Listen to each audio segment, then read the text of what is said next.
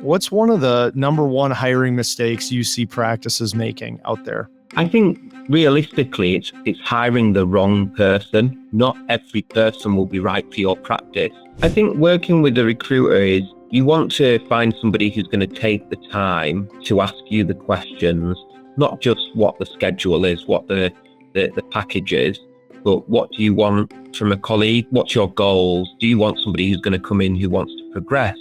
Do you want somebody who wants to come in and just do a couple of days? What's the difference between a practice that has good retention and one that churns team members? I would say... Welcome to the Veterinary Blueprint Podcast, brought to you by Butler Vet Insurance, hosted by Bill Butler. The Veterinary Blueprint Podcast is for veterinarians and practice managers who are looking to learn about working on their practice instead of in their practice. Each episode, we will bring you successful, proven blueprints from others both inside and outside the veterinary industry. Welcome to today's episode. Welcome to the Veterinary Blueprints Podcast. I'm your host, Bill Butler, and this podcast is all about bringing business and entrepreneurship ideas to veterinary practice owners and managers. Today, I'm joined by John Reed, the CEO and lead talent acquisition specialist at Supreme Search Specialists, a global veterinary recruitment firm connecting top-tier DVM talent with high-performing practices. He is a frequent speaker at veterinary conferences, both here in the United States and in Europe, and is a trusted advisor to practice owners scaling their teams both here in the United States and Europe. Welcome, John. Thank you. Thanks for having me. So we met at, you actually had me moderate a panel down at VMX, and we got connected there this year, 2025 down in Florida. And I just think you've got an awesome team of people. You had a booth down there at VMX, and you're bringing a unique thing to the veterinary community because you're taking a little bit different approach because you're obviously from the UK. Your company's based in the UK. So why don't you give our listeners a little bit about who John Reed is and who Supreme Search Specialists are? Yeah, perfect. So yes, we're based in the UK, but we operate throughout Europe and throughout North America. And myself, I've been doing veterinary recruitment for kind of the past 10 years and a few years of working for what used to be the UK's largest veterinary recruiter.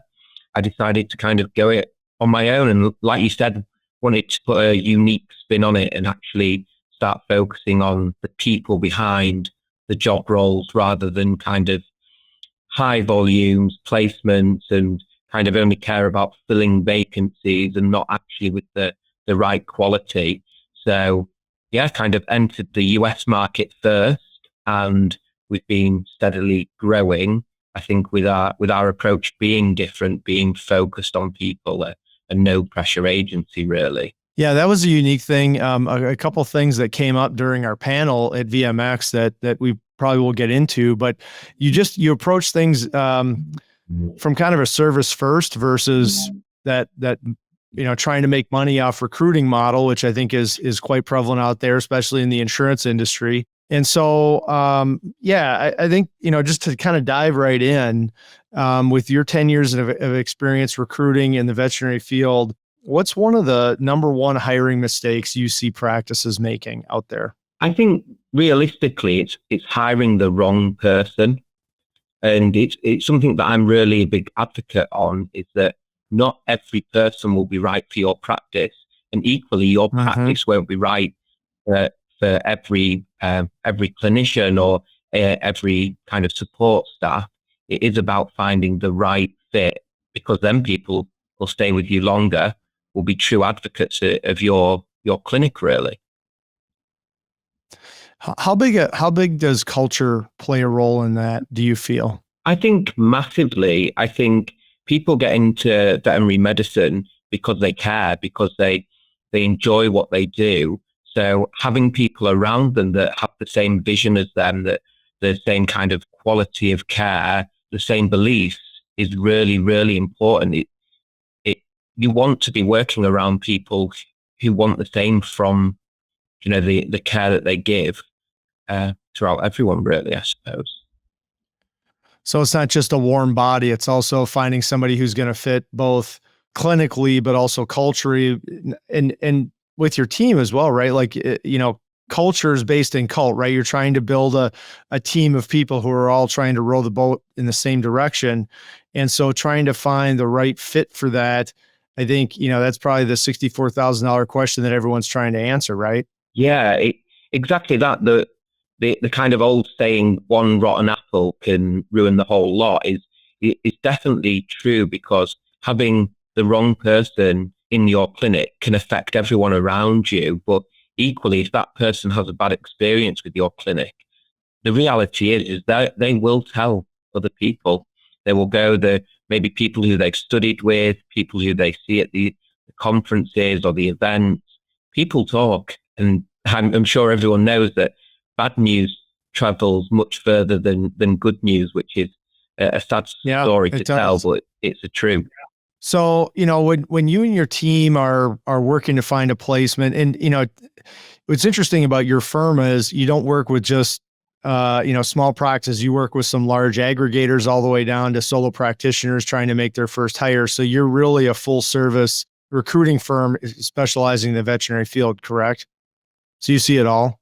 Yeah, we work with some of the largest corporates in the world, but we also work with the small independent who might have set up that clinic 6 months ago, 12 months ago. I've even helped somebody who I helped when I first got into vet med recruitment. I helped him find his position. I've equally helped staff his hospital here in the UK as well. So you see, like I said, you see the large corporate scale recruitment, massive hiring, all the way down to a little bit more boutique side. And so, with that, what trends are you seeing in the associate vet expectations, and how are owners adapting to that? Yeah, I think in the past, definitely the past kind of 5 years, recruitment, especially for DVMs, has changed massively. There has been some new players in the game, and it has changed benefit packages, kind of paid holiday, all of that kind of stuff. It's changed the kind of view. And what we're seeing is that the kind of smaller independent practices, they just need to be aware that things have changed. They need to be aware what's competitive, what other places are offering, so they can also bring their kind of packages in line with the kind of the national average, I would say, or what's expected from the doctors.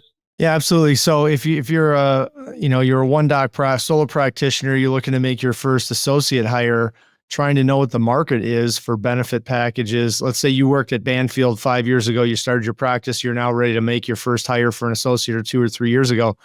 Just trying to understand what the benefit package is, what 401ks are, how much you're hiring someone out of school versus how much you're hiring someone with 5 years experience. Like, those are all different numbers, right? Yeah, for sure. Packages can look very different, and they can look very different kind of state to state, different areas of the state. Mm-hmm. That if you have never hired somebody before, then you definitely do need a little bit of guidance, a little bit of help of what is the average now. Because like you said, if you opened your practice 3 years ago and you were employed 3 years ago, well, the packages definitely look different today than they did 3 years ago. Sure. And so, when you're working with a placement, and this is one of the things that I found very interesting from our panel discussion at VMX, was that a question came up during the panel. Somebody had asked, how do I know I'm working with the right recruitment firm? And you said, don't pay a retainer fee, like kind of like an upfront fee. Would you describe that a little bit, and working with a placement, how that process works, but then also some red flags if you're going to work with a recruiter versus just out on your own? Yeah, I think from my point of view, the retained model is definitely very kind of old hat. It's been and gone, because if you get a retained fee, you're under pressure to fill that vacancy, and you're under pressure to fill it, like we said, with a warm body, not with somebody who matches your cultural fit, wants to stay with you, has the same kind of belief. You've been paid for part of it, so you're trying to fill it with anybody. And I think if a recruiter is asking for a retained fee, that would ring alarm bells for me, because I would think, am I going to get the right person? Does that stop me from getting a direct applicant who comes in tomorrow or next week, or from a referral from a friend? Is, well, you've already paid that retained fee, so do you take this person who's kind of come knocking on your door independently? Yeah. Yeah. And so I was a military recruiter so different recruiting, but I was a military recruiter for 3 years, and it was a quota. It was get warm bodies in the National Guard. This is right after 9/11.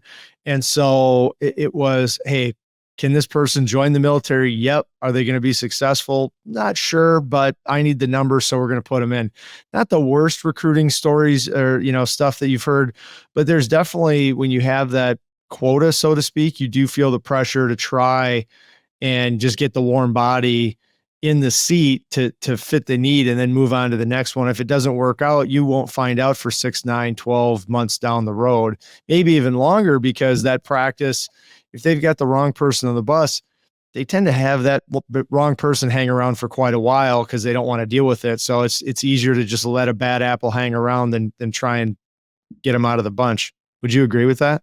Yeah, and I have seen that quite a few times. And what all of our recruiters do is we're taught to follow up with people. So if we place somebody with somebody, I want the recruitment team to follow up. How's things going? Is it what you expected? Is it the right clinic for you? Because if that person comes in, and I've had to tell this to clinics constantly, is that one person who has a bad experience, who might not have been good for your practice, will tell everyone they graduated with and everybody that they meet after you. It's almost, if you hire the wrong person, don't be scared to have them leave, because you don't want to affect your current team and your future team as well. Yeah, for sure. So, behind you, it says the friendly recruiter. And I found that to be an interesting tagline when we were hanging out at the booth down at VMX. What does that mean to you and your team when you say the friendly recruiter? Well, the friendly recruiter, it came from, I'd approached a client who I'd never met before and I'd never worked with, and they called me the friendly recruiter. And it was a passing comment at the time. And then I went to DMX a couple of years ago, and somebody else called me the friendly recruiter. And I asked them, I said, what does that mean? I've been called that a couple of times. And they said, everybody calls you the friendly recruiter because we'll see you chatting to everyone, being nice to people. We've even seen you have coffee with some of your competitors, and we find you really approachable. And they'd asked me why. And I said, competition in this industry, good competition is good. What you want to worry about is if I'm not talking to somebody, I'm not seeing somebody. Friendly for me is just treating people as people. And I think sometimes work-wise, you get a bit lost in that, and you don't realize that the reception staff, the techs, the DVMs, the hospital managers, they're all people. And how would you treat that person outside of work? Well, you'd be nice to them. You'd be polite. You'd be courteous. And I think if you adapt that in work, it'll portray in the work that you do. I completely agree with that. So, in the recruiting world, right, I'm going to go out and take out an ad in Indeed, or put a job post up on different job posting boards, or advertise it on LinkedIn, or the State Veterinary Association, to try and find a candidate. For practices out there who've never worked with a recruiter before, what does working with a recruiter look like, and what does a placement look like working with Supreme Specialists, and your kind of experience with that? I think working with a recruiter is you want to find somebody who's going to take the time to ask you the questions, not just what the schedule is, what the package is, but what do you want from a colleague? What's your goals? Do you want somebody who's going to come in who wants to progress? Do you want somebody who wants to come in and just do a couple of days? Is actually somebody who spends the time to find out what you are looking for. And when they bring a candidate to you, they can equally tell you what that candidate is looking for, and you can tell that they've actually spoken to them, and this person values their work-life balance, or this person values the salary that you're going to offer. It's somebody who takes that extra time to realize what you're looking for and equally what the candidate is looking for as well. Sure. And so where do you find, obviously practices will reach out to you and say, hey, help us hire. How do you find your pool of candidates to, say, hey, here, I've got 3 possibilities. Where do the associates find you, or how do you find associates? So we are very unique how you won't see our job postings on any of the job boards, because we post on our internal website, but we go to a lot of the events like VMX. We're attending AVMA, Western, all of the big events. We go and meet not only candidates who we've helped find jobs, but clients that we've worked with, new potential candidates. We do a lot of networking, but a lot of our basis is on referral. If we find you a really good place, somewhere that fits with you, how likely are you going to recommend that somebody uses us to help them? I had somebody who I'd placed maybe 4 years ago who called me to say they were relocating and said to me, look, you found me this perfect job 4 years ago. Can you help me? I'm relocating. Find me a new one. To this area. Yeah, find me a new one, right?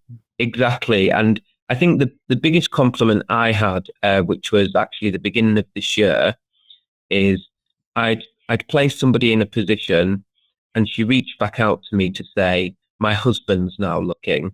Will you be able to help him?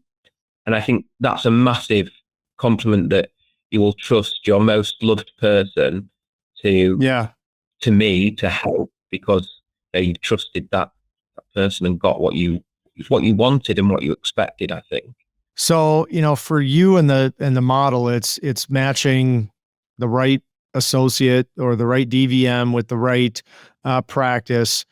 From a business model, am I paying you a fee for that? Is it so much down and then so much after a couple months? I mean, and I don't need the numbers, but from a recruiting model, I mean, that you talked about a retained fee. What's the difference between a retained fee and your model? Yeah, so our model is you only pay if you hire somebody.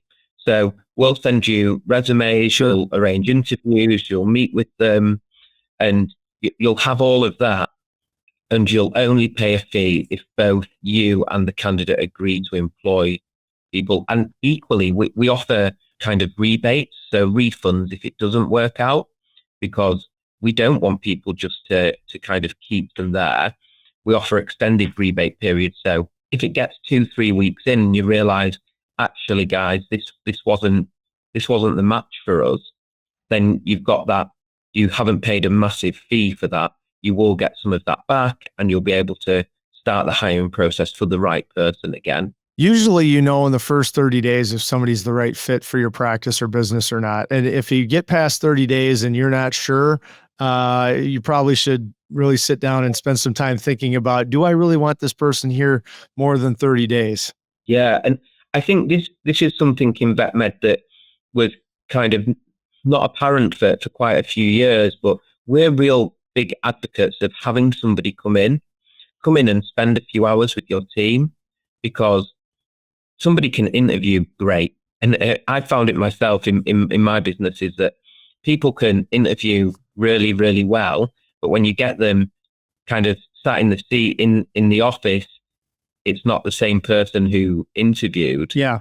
I don't know if you felt that or... Yeah, you're like, wait a second, this wasn't who we talked to. This was the person I spoke with on the phone. This wasn't the person sitting in my office. And I think we talked about that. We spent some time talking about that during our panel about job shadowing, team interviews, having different genders interview. So if you're hiring a man, have a woman do part of the interview and vice versa, because they're going to hear and see and interpret things in a different way. And so trying to get a mix of all of that into place to get an aggregate versus just, Bill, practice owner, I'm making the decisions, right? Yeah. And I think you want them to meet as many people, because the more people that they meet, the more interactions they have, the more you find out if they will fit with your clinic, really. That's that culture piece we were chatting about earlier. Yeah, How do they fit exactly with the that. overall culture? I heard it. Yeah. Yeah, I heard at one of the events that I attended is sit them with the reception staff, because how somebody talks to the reception staff will show you what kind of person they are. And I really liked that, because I thought that's when they think they're not being watched. And, you know, some of the reception staff that, I mean, and some of the practices we work with, they're some of the longest tenured employees there. That, you know, it's not the 5-year vet tech, it's the 15-year receptionist who's been a receptionist since the practice opened. That's the person you kind of want giving you the temperature test of the new candidate. Yeah, and I think that gets overlooked quite a lot, because them reception staff, hospital kind of support staff, they're massive. They usually are the people who know your business inside out. They know where everything is. They know who looks after what part. They're essentially, they're kind of the hidden gems within the practices. They know your business really well, and they'll equally know what you're looking for, because they would have seen people come and go. Yeah. Well, you know, if you've got 3 associates, they might only be seeing a third of your, you know, if you've got 3 associates, 1,000 clients or 1,000 patients, they might only see a third of those patients, but the reception staff are seeing all of the clients come through. And like you said, they see the broader picture. Let's chat about the state of the market a little bit. I think there's a lot of talk out there about the current marketplace, veterinary shortages. Is it more complicated than just saying there's a shortage of veterinarians out there? I would say so, because what I've seen in my time in vet med is that we're getting a shortage for a couple of different reasons. And I've seen a big push kind of post-COVID that people have left the industry and kind of are going into non-clinical roles. And that has caused a massive skill gap. And from my point of view, and what I've been trying to work with, is why are these people leaving to go to non-clinical, and trying to work with retaining some of them in the industry, because they're the people who have been practicing for maybe 5, 15, 20 years, who have got the good skills, but why are they leaving? And can we kind of keep them to stabilize the skill shortage? And so, you know, with that, trying to find candidates, because, you know, for whatever reason, it's more complicated than just saying we don't have enough veterinarians. What are veterinary practices overlooking in their hiring practices? And maybe, as we chatted about earlier, specifically benefit packages to try and attract associates to their practice? I think that there's a big part of clinics that are offering a lot of kind of ongoing relief staff. And from my kind of perspective, what I'm spotting is them relief staff, they even work for clinics for quite a long time. But what I think people are missing is, if they can offer kind of a 2-day week, or even kind of 1-day week to a temporary relief staff, why can they not offer it to somebody permanent who's going to kind of be invested in your business, who's going to stay there and kind of be a constant throughout? And I think that is something that the practices are missing, is if you can offer it to a relief member of staff, why can't you offer it to a permanent member of staff? Sure. So some of that flexibility, I know, you know, at Butler Vet Insurance, one of the things we're a small, independently owned business, and I'm competing with some very large, you know, national corporate insurance groups out there. One thing I can do is give PTO versus what some of the large you know, they're not going to give as much as I give. And one of my team members says the first thing he says every time he has a recruiter reach out to him on LinkedIn, he says, "What's my PTO package look like? Do I get X number of days?"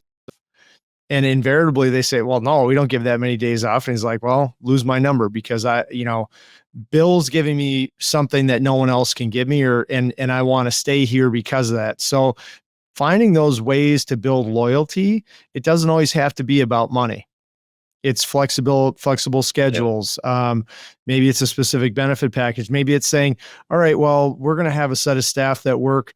We're going to have clinic hours till 8 p.m. because we're going to have some clinic staff, and that actually accommodates more. And I'm seeing a little bit more of that with some of the practices I work with. Yeah, massively. Like I said, 10 years ago, when I first came into the industry, I wasn't seeing this flexibility. Everybody had to do kind of on call. Everybody had to do 5 days a week.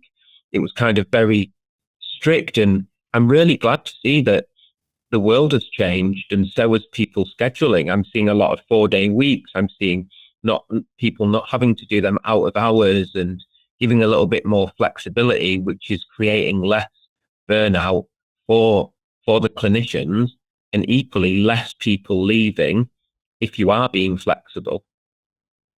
Yeah. Well, talking about shifts, what are you seeing generationally and geographically shifting within the vet space, veterinary space? What should practice owners pay attention to? I'm seeing a lot more 3-4 day weeks, and even clinicians who are wanting to do kind of extended hours, but during them kind of 3 days or 4 days, because people are prioritizing their life. I think very much people have been focused about health and about well-being, and not wanting to kind of work 5 days a week every day and just having a couple of days off there. They're wanting to travel. They're wanting to see different parts of the world. They're wanting to spend more time with their families. I'm seeing that the younger generation, that's what they like. They want to almost, have that time, that free time.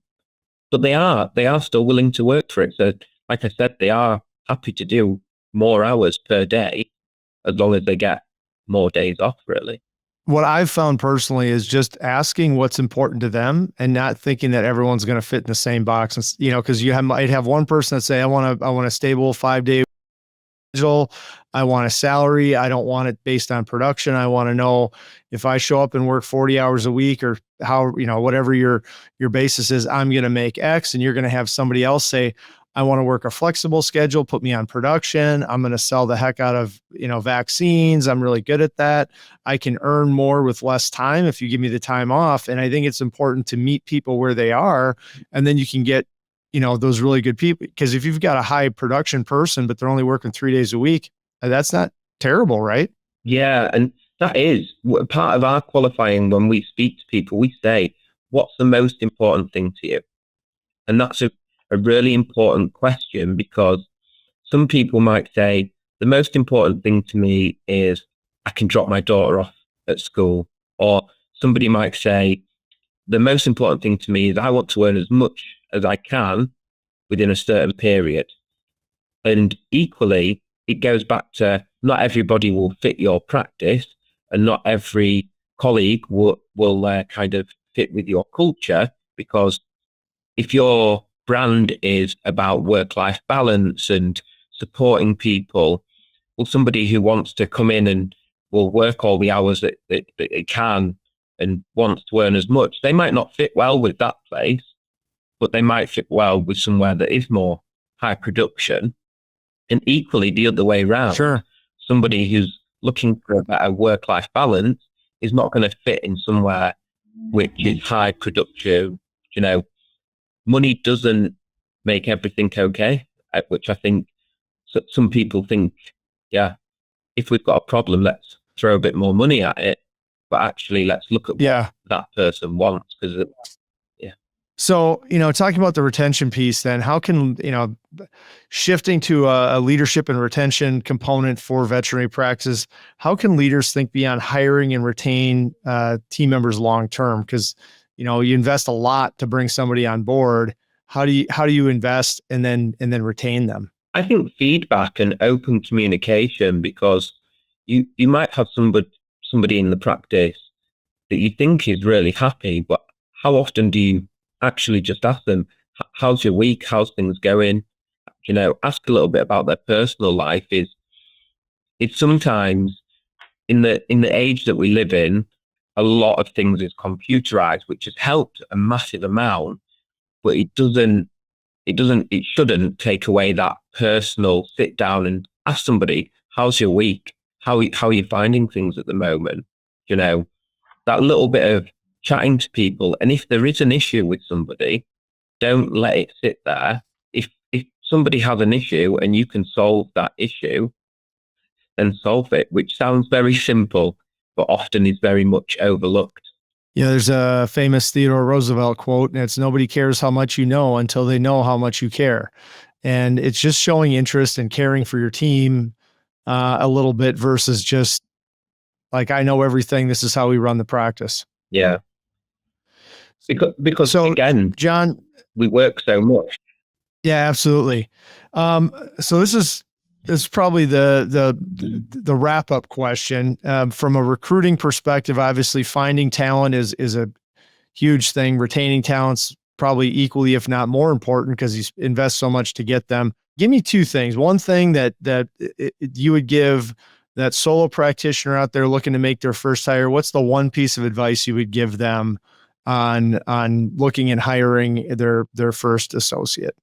Is make sure it's the right person. Take the extra time to meet them, to understand what they want. Ask them, I can't stress this enough, ask them what is the most important thing. And if that most important thing is something you can offer and fits well with you, you know, you're on good grounds really, but making sure that hire is the right hire, not just the quickest hire. Yeah. Sometimes just filling the need actually sets you backwards versus pushing you forwards. Yeah. So that's the hire side. I think I know the answer on the retention side, but what's the difference between a practice that has good retention and one that churns team members? I would say the communication, you know, asking people and adapting. Sometimes you do need to adapt. If you've got somebody there who is a kind of a golden nugget, you want to keep them as long as possible. And you want them people who show loyalty to be rewarded. So if you have got somebody in the practice Absolutely. And you can adapt to keep them, do it. Yeah. Well, John, thank you so much for the time today. I know that this is a huge conversation piece that you can probably talk for 4 or 5 hours on. I know that when we got done with our panel discussion at VMX, there was a line of like 7 or 8 veterinarians, a couple association people, some large aggregators. There was an Animal Humane Society, I think out in Colorado, or some kind of shelter who's asking for help. So I know that this is just a huge topic and issue out there in the animal health industry. And, you know, it's great that there are people like you and your team out there looking to help the veterinarians fill that need. How do people find Supreme Search Specialists and contact you and your team if they're looking for some help with recruiting? Yeah, so I would say the main place is LinkedIn. You can find me on LinkedIn, which our LinkedIn page is just Supreme Search Specialists Ltd. And you can also visit our website, which is supremesearchspecialist.com. It has links and contact details for myself, for other members of the team. We're equally kind of an inquiries page. You can see our job listings on there as well. But yeah, just contact myself or my brother-in-law, Nick. He kind of does a lot with the US veterinary market. So he's also a very good contact to have. Yeah, I was impressed with you overall, your team, your caring, and I know that you're passionate about helping veterinarians staff their practices with good people, and you're open to those conversations or just that, like I said, that one tip or one piece of advice. So if you're out there looking for help hiring and retaining veterinarians at your practice, there's a lot of resources out there, and John and his team at Supreme Search Specialists are one of those resources. Well, thanks for joining us again, John, and really appreciated the conversation. Yeah, thank you for having me. It's been a pleasure. All right. As always, remember to like, share, and review the podcast with your friends out there in the veterinary community. It helps spread the message of business entrepreneurship out there in the veterinary community. Thanks for listening to this episode of the Veterinary Blueprints Podcast.